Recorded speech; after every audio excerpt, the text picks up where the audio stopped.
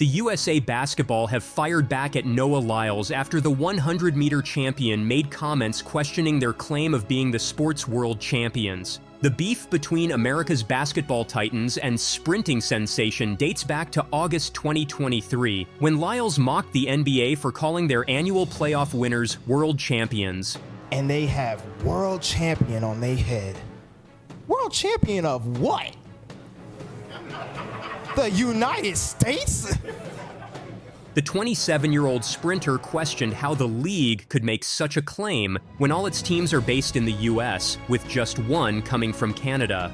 But after Team USA held off hosts France 98-87 to win Olympic gold in the men's basketball finals on Saturday, the champions' social team took the opportunity to deliver a clapback they presumably believed would shut down the debate between them and Lyles once and for all.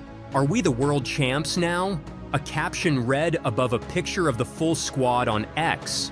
But any self-adulation would have quickly evaporated as social users took community notes to remind them they were technically still not world champions, rather Olympic champs. They pointed out to the fact the current world champions are actually Germany, who won the FIBA World Championship in September 2023, a competition the US finished fourth in. Team USA will have to win the next FIBA World Championships, which will be held in Qatar in 2027, to be legitimately able to call themselves world champions. Fans on social were in disbelief, with one replying to USA Basketball, "No, because you won the Olympic Games, not the World Basketball Championship. Shouldn't be that hard."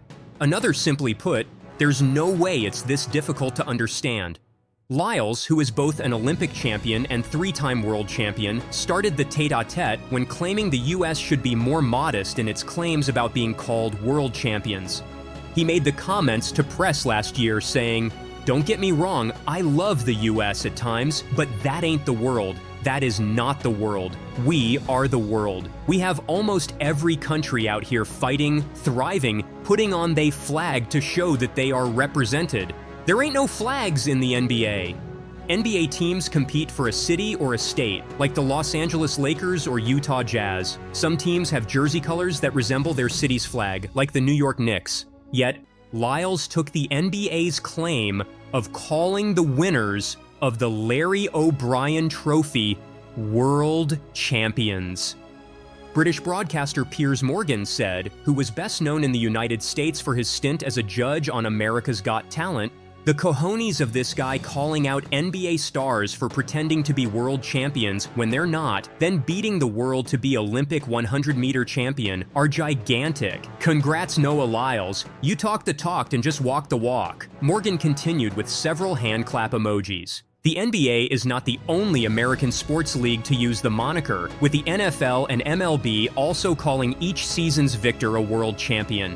The MLB has one team not based in America, while none of the NFL's 32 franchises reside outside the United States. Noah Lyles had all of NBA Twitter hate watching him because of an objectively correct statement and pulled it off. NBA Twitter tuned in for a Noah Lyles hate watch and came up empty-handed. "Let's freaking go," another person said on X. This was not the first time that they took a shot at the sprinter. After winning the semifinals against Serbia, they took a shot at Lyles, suggesting they do not play for bronze. Noah Lyles ended up with bronze despite talking trash. He would destroy his opponents in the 200 meters finals at this Olympics.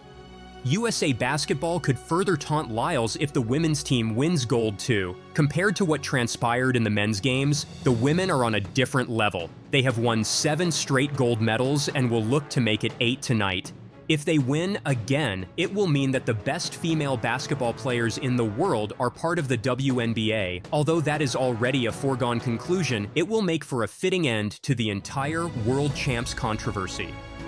That is not the world. We are the world. We have almost every country out here fighting, thriving, putting on their flag to show that they are represented. While his shot at Team USA was controversial, Lyles showed up on the track at the Paris Olympics, winning the 100-meter dash in an epic finish, leaning forward at the finish line to beat Jamaica's Keishane Thompson by 0.005 seconds. Clean start and what a race, a huge roar from the expectant crowd. Great start from Coleman, we expect that. Can Lyles come through? It's very, very tight. It's Noah Lyles! The champion roars once more! Lyles later said even he was surprised to finish first. We were waiting for the names to come out, and I'll be honest, I went up to Thompson and I said, "I think you got it right, you son of a bitch." Lyles told reporters after the race via ESPN, "Something told me I needed to lean and I thought, I'm going to lean because this is the type of race." You know, he was out there in lane 4 and I was in lane 7 and I couldn't really see what was going on over there. So I just had to keep, running like I was going to win it. And, something said I need to lean. Lyles' bid for another gold medal in the 200 meters was derailed when he tested positive for COVID, but he was still able to compete and win bronze. The sprinter said afterward that he was proud of his achievement. "Honestly, I'm more proud of myself than anything. To win a bronze medal despite having COVID," he said via USA Today. Noah Lyles now has confirmed that he is now COVID-free after he was forced to withdraw from the 4x100 relay at the Paris Olympics, as detractors criticized the superstar on social media. "I have asthma, allergies, dyslexia, ADD, anxiety, and depression." Noah Lyles was grappling with his inner demons when he clinched his first Olympic medal 3 years ago in Tokyo. However, he came back stronger in the years that followed, hoping to redeem himself on the world's biggest stage. The 27-year-old made a promise to America to break the 20-year-old 100-meter medal drought at the French capital. As he stepped onto the purple tracks, all eyes were on him. Even though he was battling 6 medical conditions, the Olympian stayed true to his word. Despite a late start, he caught up to the favorite Kashane Thompson and Fred Kerley, claiming his first Olympic gold medal in front of a raucous crowd in Stade de France. Lyles' mother, Keisha Kane Bishop, was in the stands. She watched her son speed past the finish line with tears streaming down her face. Many eagle-eyed fans had even noticed her fresh manicure featuring both the Jamaican and American fans. Post being crowned as the new Olympian 100-meter champion, Noah Lyles went on to celebrate his win on X. He wrote, "I will tell you that what you have does not define what you can become. Why not you?" After soaking in the moment, Keisha spoke to Hearst Television about how she hopes people take one thing away from his win. "I just want our experience to encourage somebody else. That kid might have asthma, or ADHD, or dyslexia, or a single mom. Like, we want you to know that when you start is when you finish," she said. Well, how are you doing? Because this is not easy to be an Olympic parent. I told myself I'm not going to be a wreck. I told him that he was born for such a time as this. This moment was created for him. I told him to have fun, that we love you, but he already knows that. And just go out there and do what you do. I just tell people I want our experience to encourage somebody else. Like, that's what I really want. Some kid who might have asthma or ADD or dyslexia or a single mom. Like, we want you to know it's not where you start, it's where you finish. Keisha Kane Bishop ran through the bowels of the Stade de France with an understandably frantic look on her face. Her son, Noah Lyles, had been removed from the track moments earlier on a wheelchair. She was trying to find him after he took 3rd in the men's 200-meter dash at the 2024 Paris Olympics, but looked unwell afterward. Beside her was NBC track and field reporter Lewis Johnson. As they dashed down a hallway, Johnson turned around and gestured with his hands, making a wheelchair motion toward a volunteer who pointed him in the direction of the venue's medical center. Johnson later described Kane Bishop as distraught during his update on Lyles' condition. The 100-meter Olympic champion received medical attention on the track and was breathing heavily. Lyles has asthma. Concurrently, a rumor started floating through the mixed zone. Lyles had COVID-19. Soon enough, the news was breaking everywhere. Johnson ran back the way he came from toward his NBC camera station while speaking on his cell phone. Athletes from other events and those who took part in the 200 began trickling through the mixed zone. Some, particularly those who competed shortly after the men's 200, were clueless about the news cycle that had just begun. "Noah? I didn't know, wow," said Jasmine Jones, who finished 4th in the women's 400-meter hurdles. "That's crazy. Congratulations to him. He's fantastic for that. That's really impressive. Congratulations. Hats off. Yeah. Wow. I didn't know that." That's because Lyles later said while speaking with a mask on in the mixed zone, the circle of people who did know he tested positive Tuesday was small. Just his family, his doctor, and his coaches. Not even his teammates knew. He raced in the 200-meter semifinals Wednesday. I was going to compete regardless, Lyles said. If I didn't make it to the 200 finals, that would have been the sign not to compete.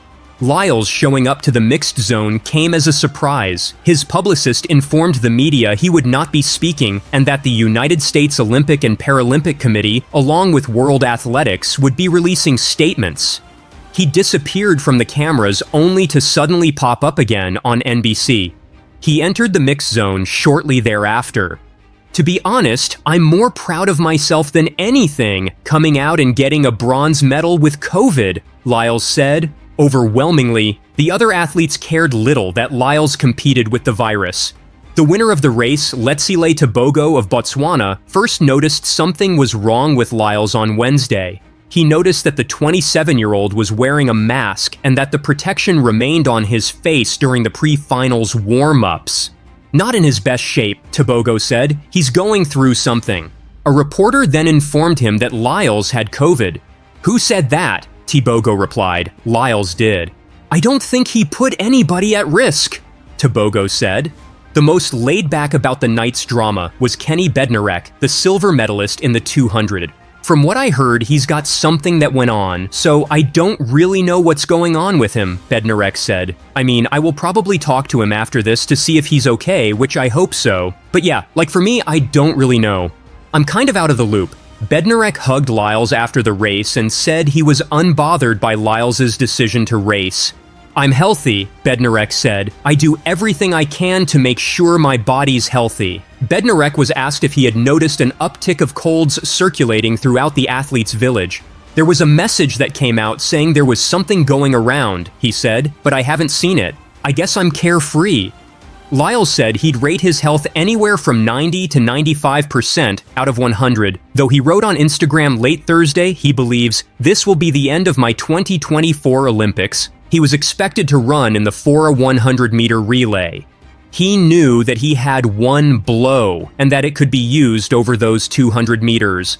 That didn't stop him from putting on his customary pre-race show as he bounded out of the tunnel when his name was called over the stadium's loudspeakers during introductions. He bounced all over the track and even knocked over Lane 5's marker near the starting block in excitement. It wasn't long before Lyles took bronze in his best event, and he laid on the ground looking up at the sky. Then came the wheelchair and a concerned mother looking for her son, trying to make sure he was okay. Even though Lyles's mother has been his biggest cheerleader, there once was a time where she wasn't entirely on board with his dreams. Lyles used to struggle with asthma as a child and spent years trying to overcome it. However, when he told her he wanted to go professional in 10th grade, Keisha wasn't too keen on letting him shift his focus from academics just yet. But when he proved that he was willing to put in the work in 2016, she knew Lyles would be okay. So we were at the Olympic trials in June. It seems so long ago now, but it was just in June. And it was the morning of the finals of the 200 meters for Noah. And the whole year we have been hearing so much negativity about how he didn't look the same anymore, and is he actually going to make the team, and just all of these horrible things that the media was saying and social media is saying and things like that. So I said, Noah, let's do breakfast. So the morning of the finals, we go and do breakfast. And I said, this is the deal. I said, I heard TD Jake say something really powerful. And he said, when you grow up in certain communities, you hear statistics like, you're not gonna live past 25, or you're gonna end up in jail by a certain age, or you're gonna develop high blood pressure or diabetes, and that's your fate. And he said, well, people saying that is not the worst thing about it. The worst thing about it is when you believe it. And so I told him, there are people saying, oh, is Noah gonna make the Olympic team? Oh, is he gonna be the same Noah this, and all these negative things. I said, but we can let them say whatever they want to say, as long as we don't believe it. because we write our story. They don't. Their job is to sell newspapers, and we're gonna let them do their job. Our job is to create our own life story. And he went out and he won that race. And it took a lot of pressure off of him. But I think the main thing I wanted him to know was don't let other people determine your narrative. So that was the expectation part. Another thing I always want my children to know is it does not matter what in the world is going on outside the doors of our house. You can come home and that is a safe place. Because the higher up you go in life, or the higher the career ladder you go up, the more your underwear shows. But it's okay. We could wash your underwear at home. So we good. Keisha was worried about the 27-year-old after his experience at the 2020 Tokyo Olympics. The lack of an audience had left the sprinter rattled. When I see him now, I worry about what's going to happen when the lights and the cameras go away, because it's almost like an adrenaline rush that you get. Before he stepped into the 100-meter finals, Keisha told Lyles to take it all in and have fun. The sprinter went on and did so much more than that. He won. The world's fastest man will have an unexpectedly quick exit from the Paris Olympics. Just hours after finishing third in the 200 meters final, considered to be his strongest event, Noah Lyles said that he seems to have run his last race in these games. It also comes after his mother shared with NBC Olympics that Lyles had tested positive for COVID. I believe this will be the end of my 2024 Olympics. It is not the Olympic I dreamed of, but it has left me with so much joy in my heart. I hope everyone enjoyed the show, Lyles wrote in an Instagram post. Whether you were rooting for me or against me, you have to admit you watched, didn't you? See you next time. Lyles was next scheduled to compete in the men 4x100 meters relay final on Friday, but it appears he will not be a part of that foursome. It's been an eventful 5 days for Lyles. He came into the Olympics talking a big game and he delivered right off the bat, winning the men's 100 meters final Sunday evening. Lyles was the favorite to win the 200 meters race as well, as he is considered the best in the world in it, but could not deliver another gold, instead finishing third with a time of 19.70 seconds. That was behind Botswana's Letsile Tebogo, who took the gold with a time of 19.46 seconds, and teammate Kenneth Bednaric's time of 19.62 seconds, which was good for second. But soon after the race was finished, his mother said he had tested positive for COVID earlier in the week. Lyles needed medical attention after the race, but it wasn't clear what the issue was or if it was related to his COVID diagnosis. Commentators said Lyles was seen taken off from the track in a wheelchair by medical personnel after the race. As we saw Noah Lyles being taken off there in a wheelchair, I ran down underneath the stadium to try to find where he was. I ran into his mom, Keisha Kane Bishop, who was distraught trying to find him as well. We found Noah Lyles in medical there being tended to, NBC Olympics' commentator Lewis Johnson said. The mother confirmed the diagnosis from 2 days ago, but Lyles opted to run anyway. He said he never considered not running in the race. Yeah, I woke up early about 5 a.m. on Tuesday morning, and I just was feeling really horrible, Lyles said. I knew it was more than just being sore from the 100. You know, woke up the doctors and we tested, and unfortunately it came up that I was positive for COVID. My first thought was not to panic, and we just took it day by day, trying to hydrate as much, quarantined off. And I'd definitely say it's taken its toll for sure, but I've never been more proud of myself. It's the second straight Olympics the virus has played a major role in Lyles' trip to the Games. He also won the bronze in the Tokyo Olympics, and he has said the empty stands and a year delay before the Games led to depression that he said hampered his performance and inspired his road to Paris. On Tuesday, Noah Lyles revealed he had tested positive for COVID. This was after the men's 200 meters final, where he finished third in 19.70 seconds. A wheelchair took him off the track. Lyles appeared for media duties wearing a mask, flanked by members of the U.S. team's medical department, but claimed he never had any thought about withdrawing from the event. USA Track and Field had made clear it was Lyles' decision to participate in Thursday night's final. We have to start in Paris. It's been another huge night on the track at the Stade de France that saw such a dramatic 200-meter final. Noah Lyles, the man that everyone tipped for gold in that 200-meter, the 100-meter champion, was by far the pre-race favourite. But just have a look at this shot here. This is Noah Lyles off the USA, finishing in third. Look at the distance between him and the actual winner from Botswana, Letseli Tebogo. Absolutely incredible race. Let's get more on this story though, because there's some breaking news this evening that we have to get our heads around. We can go back to Paris again and speak to Miriam Walker-Khan. And Miriam, my goodness, how did this race play out? And tell us about the condition of Noah Lyles now. Yeah, going into this race, Noah Lyles was a huge favourite after winning the 100 metres, and because of the fact that the 200 metres is his event. He did that long before he kind of transitioned to the 100 as well. He's got 3 world titles in the 200, and he was confident in that. He was hoping to become the first man since Usain Bolt to do the sprint double, and the first man in US history since Carl Lewis 40 years ago. And he literally bounced onto the track when they were announcing the runners at the start of the race. He looked fit, he looked healthy, he looked excited. We know he psychs out the other athletes a lot in races, but he looked very ready for that race. He got a good bend, but then he just didn't really transition off that bend into the home straight as well as we normally see him do. And like you said, it was Botswana's Letseli Tebogo who got that gold medal in a real shock of these games, I think. But after the race, we saw Noah Lyles being carried off in a wheelchair. He was wearing a mask as well at one point, talking to media. And USA Track and Field have confirmed that he had tested positive for COVID 2 days ago. This obviously isn't what Noah Lyles had planned. He has said so many times that he wants to emulate Usain Bolt and do that sprint double. And he's spoken so much about it in the lead up to this race as well. But he leaves Paris with 2 medals, one in the 100, that gold, and this bronze medal in the 200 metres. But there will be questions now over whether he should have run that race today, having known for 2 days that he's got COVID. People ask that, and USA Track and Field have said it was his choice.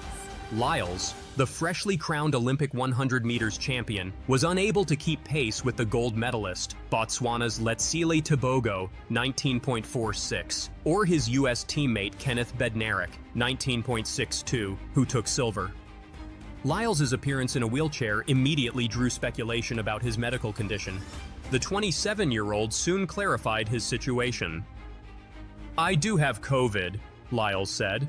"I tested positive around 5 a.m. on Tuesday. I woke up feeling chills, aching, sore throat. Those were a lot of the symptoms I have had before getting COVID. I was like, I need to test this one. It came back positive, so we quickly quarantined in a hotel near the village, and they got me on as much medication as they legally could to make sure my body was able to keep the momentum going. I still wanted to run. They said it was still possible, so we stayed away from everybody and took it round by round. I have definitely had better days, but I am walking around again. I was quite lightheaded after that race, and the chest pain was definitely active. After a while, I was able to catch my breath and get my wits about me. I am feeling a lot better now. It definitely affected my performance." In a statement, USA Track and Field said, "Our primary commitment is to ensure the safety of Team USA athletes while upholding their right to compete. After a thorough medical evaluation, Noah chose to compete tonight. We respect his decision and continue to monitor his condition closely." The Paris Olympics has no mandatory rules relating to COVID and participation, meaning Lyles was within his rights to take to the start line. COVID has been a lingering feature of the Games, having affected Australian water polo players and swimmers from various nations, including Britain's Adam Peaty. Lyles answered a firm no when asked whether withdrawing from the 200 meters was ever a consideration. "I was going to compete regardless," he added. "If I didn't make the final, that would have been the sign not to compete." Still, Lyles' attitude will raise eyebrows. His girlfriend is the Jamaican athlete Janelle Bromfield, with whom he admitted sharing a bed while in the hotel. "Janelle said I was coughing through the night last night," Lyles said. "I thought I had a good sleep, but she said she had to keep moving me through the night to make sure I would stop coughing. I am more proud of myself than anything. Coming out and winning the bronze medal after 3 days with COVID, it has been a wild Olympics." No other members of the U.S. team had been informed of Lyles' diagnosis before the 200 meters final. "The only people who knew were the medical staff, my coach, my mom, and my family," said Lyles. We tried to keep this as close to the chest as possible. We didn't want everybody going into a panic. We wanted them to be able to compete. You also never want to tell your competitors you are sick. Why would you give them an advantage over you? Bednarek, who hugged Lyles after the final, seemed to have no worries about any danger attached to that. "I don't care," said the silver medalist. "I don't view those things as a big deal. I am healthy and do everything to ensure my body is healthy. It doesn't bother me at all. I don't get sick easily." Lyles still has to make a call over whether to compete in the 4x100 or men's relay. "I am going to talk to the 4x100 crew," Lyles said. "I am going to be very honest and transparent with them. I will let them make the decision. I believe no matter what happens, they can handle anything." Lyles later posted on Instagram, "I believe this will be the end of my 2024 Olympics. It is not the Olympics I dreamed of, but it has left me with so much joy in my heart." Yeah, I have a feeling that no one was going to be able to stop Noah Lyles from running that race. Now, Miriam, before I let you go, there's been some history in the field for Pakistan in the javelin. Yeah, Pakistan just won their first ever Olympic gold medal, their first medal in athletics, but a gold medal from Pakistan's Arshad Nadeem with an Olympic record of 92 meters 97, which is incredible. He wasn't the favourite going into it. We know that he's been throwing incredibly these past few years, but a truly incredible feat because Pakistan have only won now 11 medals at the Olympics ever, most of them in hockey. And I think this is just a moment as well, Jess, for the Pakistan and South Asian diaspora around the world, because a lot of the time we grow up as South Asian people being told we're too weak for sport, especially in football. We actually just released a documentary on Sky Sports News called Hidden Talent, where we spoke about the kind of stereotypes that South Asian athletes face. That is one that footballers hear a lot: you're too weak, you're too small. And I think having Arshad Nadeem, who is a Olympic champion now, throw that far in a javelin event, which is kind of the epitome of physical strength, is very, very exciting and something that Pakistanis all over the world will be very proud of. Wow, what an achievement. Imagine trying to tell him, who's just thrown a javelin 92 metres, that he's too small and too weak. Absolutely incredible. Miriam, for your updates, as always. We'll see you tomorrow. Fresh Noah Lyles favoritism controversy stirs Paris Olympics as Team USA star reveals struggle with 200 meters finals. Just before the men's 200 meters final event, the temperature has increased. Kenny Bednarek has raised the issue of favoritism toward the host. As per him, the hosts gave Noah Lyles lane 5 to give him a technical advantage. However, Kenny himself received lane 9 at the cornermost position. The sprinter couldn't digest it. On X, he shared the issue. "Never seen favoritism like this on a global scale." Meanwhile, things seem to be settled now as Kenny is in lane 8. Noah Lyles is still in lane 5. Does there come any technical superiority with the lane changes? As per the veteran athlete, there may come. One Olympic medalist put a seal on it. 3 years ago, in Tokyo, Andre de Grasse took the bronze medal in the 100 meters event. Eventually, he vented his emotion later, and surprisingly, it was not on pace, rather, he complained about his lane position. Just like Kenny Bednarek today, Andre has lane 9. "I knew it was going to be a tough one after I drew lane 9. I didn't have a great semi-final, and I knew I had to come out and try and execute as best as I can." Here, the common idea says that from the cornermost position or the outside lane, from 7 to 9, the sprinters fail to see their competitors because of limited visibility. The situation can repeat itself in inside lanes, 1 and 2 as well. In those lanes, the pertaining reason is the tightest nature of the corners. So, the middle lanes rise to be the most effective ones to keep an eye on the opponents on both sides. Right now, Noah Lyles is in the middle lane, and with him, another American sprinter, Ariane Knighton, will show up in another middle lane, lane 6.